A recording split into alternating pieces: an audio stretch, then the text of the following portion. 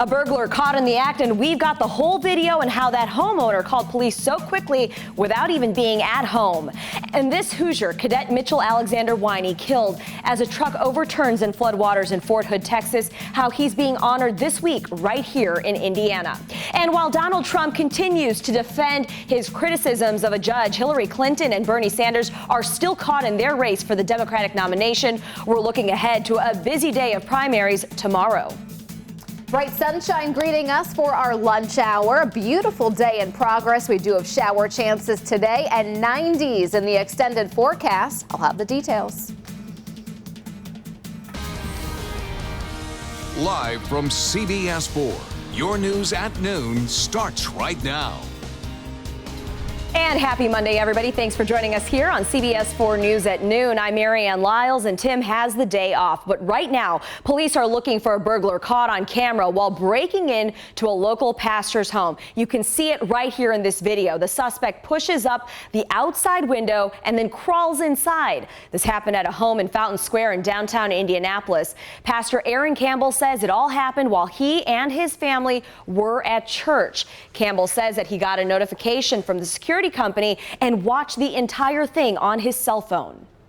From the platform, I call 911 and I'm like, yeah, somebody's breaking into my house right now. I'm watching them on the camera. I was very surprised that within 2 minutes he had gone through the living room, the dining room, our bedroom, my office, and got out and left within 2 minutes. Very quick. In the short amount of time the burglar was in that house, Campbell says that he stole about $1,000 worth of jewelry from him. The thief left before police got there, but they are hoping that someone will recognize him. Again, there's that picture. Give police a call if you do. One person is in the hospital in serious condition after this crash here in Noblesville. It happened this morning on River Road between Doves Court and West Ridge Street. Both the fire and police departments came out to help. Police are reconstructing that scene right now, trying to figure out exactly what happened.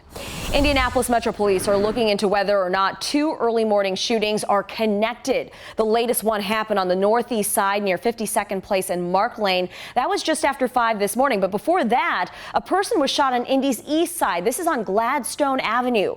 Police say the victim was riding a bike when he was shot. The victims at each location were awake and breathing when police arrived. The car police are looking for in both shootings is very similar. A dark colored Chevy Impala, leading them to believe that the shootings could be connected. An update now on a police chase that ended with a crash injuring one woman. 32-year-old Christopher Glassell now faces preliminary charges of resisting law enforcement and driving while suspended with a prior conviction. Another man was also arrested. Now, this all started, according to police, after a driver refused to pull over for a traffic stop on the southwest side of Indianapolis. That car crashed along Sigsbee Road after that police chase. Glassell and another man ran from the car. A woman who was a passenger in that vehicle was last listed in critical condition, and doctors are trying to figure out if her injuries were caused by factors other than that car crash. This firefighter in Greene County is accused of child molestation. Police records show Adam Carver faces 3 felony charges and that the victim is under 14 years old. The assistant chief for the Richland Township Fire and Rescue says as soon as they learned of these charges, they informed Carver that he is no longer working with their department.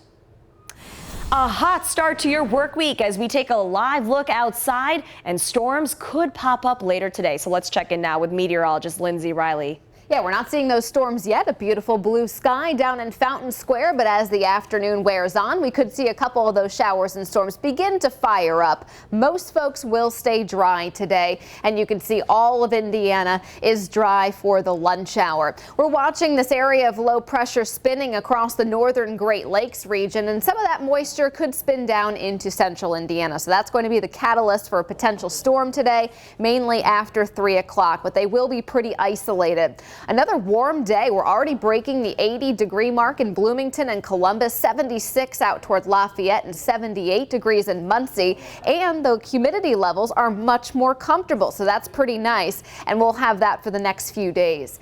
82 for the high this afternoon, partly to mostly sunny, just a small chance for an isolated thunderstorm. Good news is that these lower humidity levels stick around through Wednesday, so we'll have a few days to enjoy before we really crank up the humidity humidity and the heat. We have 90s, and I'll have the latest on that coming up in your full forecast. All right, Lindsay, we'll see you then. Thank you so much. And this noon, extra officers will soon be on the streets of Indianapolis to keep you and your family safe. Today, a new class of recruits is being sworn in, and that's where CBS4's Lindy Thaxton is reporting now in downtown Indy.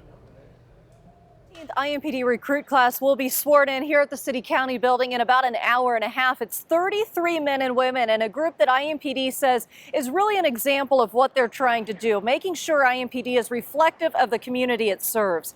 Of the 33 men and women, there are 3 Latinos, 9 African Americans, and 1 Asian officer. Well, besides adding more officers, the city's new crime fighting strategy involves walking beats, specifically in areas where shootings take place, like at 29th and MLK last week. The victims from that shooting are okay, but they join the list of the more than 200 non-fatal shootings in the city this year. It's not going to happen overnight. We understand that, but every day, if we build those relationships block by block, pretty soon we'll have our neighborhood, then we'll have the city. Mayor Joe Hogsett and IMPD Chief Troy Riggs will swear in the recruits at 1:30. After the new officers are sworn in, Chief Riggs will announce 3 new appointments and 10 promotions. Reporting downtown, Lindy Thaxton, CBS4 News. All right, Lindy, thank you so much. And flags will fly at half-staff across the state of Indiana for this man. This is Mitchell Alexander Winey. He is a West Point cadet and Hoosier who was killed in Texas flooding. Cadet Winey was one of 9 soldiers killed when a truck overturned in a flooded area during a training exercise in Texas. The superintendent of the U.S. Military Academy says that Winey was a rising leader in his class. And Senator Joe Donnelly is also remembering the cadet, saying, quote, "He served our country with honor, and we are grateful for his service." Flags will fly at half-staff until sunset on the day of Cadet Mitchell Alexander Winey's funeral, the details, though, of which have yet to be announced. Hillary Clinton swept primaries in Puerto Rico and in the Virgin Islands over the weekend. It is now an estimated 26 delegates shy of locking up the Democratic nomination. But her opponent, Senator Bernie Sanders, says not so fast. Mark Albert is at the White House now with that story and a look at the latest controversy surrounding Donald Trump. Hillary Clinton is campaigning in California ahead of tomorrow's primary, where she hopes to wrap up the Democratic nomination. I want to finish strong here in California. It means the world to me. The former Secretary of State may not need California. Clinton has a 27-point lead in New Jersey, where 142 delegates are at stake. But she has just a 2-point lead in California. Are we ready to make a political revolution? Sanders says he will fight for the nomination through the convention. And he says Clinton has work to do to win over his supporters. It is Secretary Clinton's job to explain to those people why she should get their support.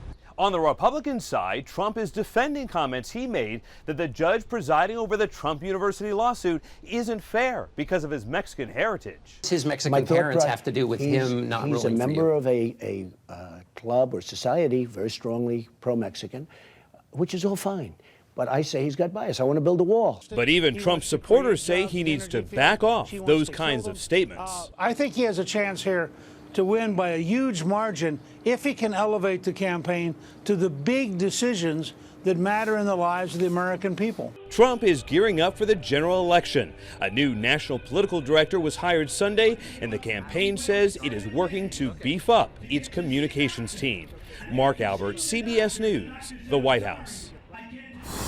Greenwood Mayor Mark Myers plans to spend more than $21 million on capital and road construction projects this year. The mayor announced how that money will be spent today. Now, the city of Greenwood will add vehicles to its police and fire departments, convert a 4-way stop at Main Street and Graham Road. You'll see a stoplight there, rehab the airport, and make several improvements to parks, trails, and playgrounds. Greenwood will also spend about $2 million repaving more than a dozen roads. Indianapolis Mayor Joe Hogsett is announcing Martindale Brightwood as this month's Indy Neighborhood of the Month. Martindale Brightwood is on the city's near northeast side. Mayor Hogsett says they're taking home the honor because of the neighborhood's initiative towards redevelopment and organizing resources. Among the notable community events there this month, the Peace Festival, that's on Saturday the 18th. Martindale Brightwood is the second neighborhood to be recognized so far. Speedway was the first in May. Well, thousands of people are honoring the greatest, Muhammad Ali, in Louisville, but it's one group in particular that has a lot of people talking. The unexpected guests at the Muhammad Ali Center. You have to see that. And want to see the whole Colts team in action this week? You've got a chance today for free tickets to this week's minicamp.